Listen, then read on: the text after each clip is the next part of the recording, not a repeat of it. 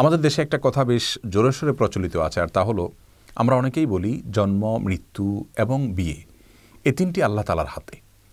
আবার অনেকে ছন্দের সঙ্গে তাল মিলিয়ে বলি যে জন্ম, মৃত্যু, বিয়ে তিন বিধাতা নিয়ে, অর্থাৎ আল্লাহ রাব্বুল আলামিন এই তিনটা নিয়ে আছেন এবং এই তিনটা আল্লাহ তাআলার হাতে। আপাতদৃষ্টিতে মনে হচ্ছে যে এটি তাকদীরের প্রতি বিশ্বাস এর কথা প্রকাশ করা ভালো কথা, কিন্তু মূলত এটি আল্লাহ রাব্বুল আলামিনের যে তাকদীর রয়েছে সেটাকে সীমাবদ্ধ করার শামিল।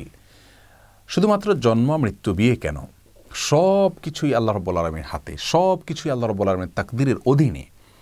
আমরা কি করব কি না করব আল্লাহ রাব্বুল আলামিন আগে থেকে জানেন, তিনি লিখে রেখেছেন। তার তাকদীর আমাদেরকে বাধ্য করছে ব্যাপারটি সেরকম নয়, বরং আমরা যা করতাম, আমাদের যে গন্তব্য, আমাদের যে কর্ম, সেটা আল্লাহ তাআলা আগে থেকে জানেন, তিনি লিখে রেখেছেন। তার তাকদীরের বাইরে কিছুই নেই। শুধুমাত্র জন্ম, মৃত্যু, বিয়ে কেন, আমাদের উপার্জন, আমাদের খাদ্য, আমাদের রিজিক, আমাদের সব বিষয়গুলোই আল্লাহ রাব্বুল আলামিনের হাতে।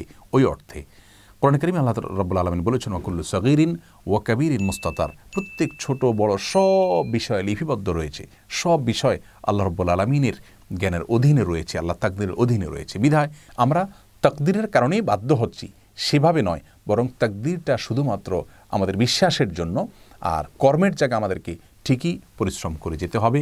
স্বয়ং রাসূল করিম সাল্লাল্লাহু আলাইহি ওয়াসাল্লামের হাদিসে আমাদেরকে নির্দেশ করা হয়েছে আমালু, তোমরা কাজ করতে থাকো, ফাকুল্লুন মুয়াসসারুন লিমা খুলিকা, তোমার তাকদীর যা লেখা আছে সেদিকেই তুমি যাবে, বাট তোমার কাজ হলো পরিশ্রম করে যাওয়া, কাজ করে যাওয়া। অতএব তাকদীরের দিকে আমরা লক্ষ্য করে থাকবো না, তাকদীর শুধু বিশ্বাস করবার জন্য, কাজের ক্ষেত্রে আমরা শুধুমাত্র কাজ করতে থাকব।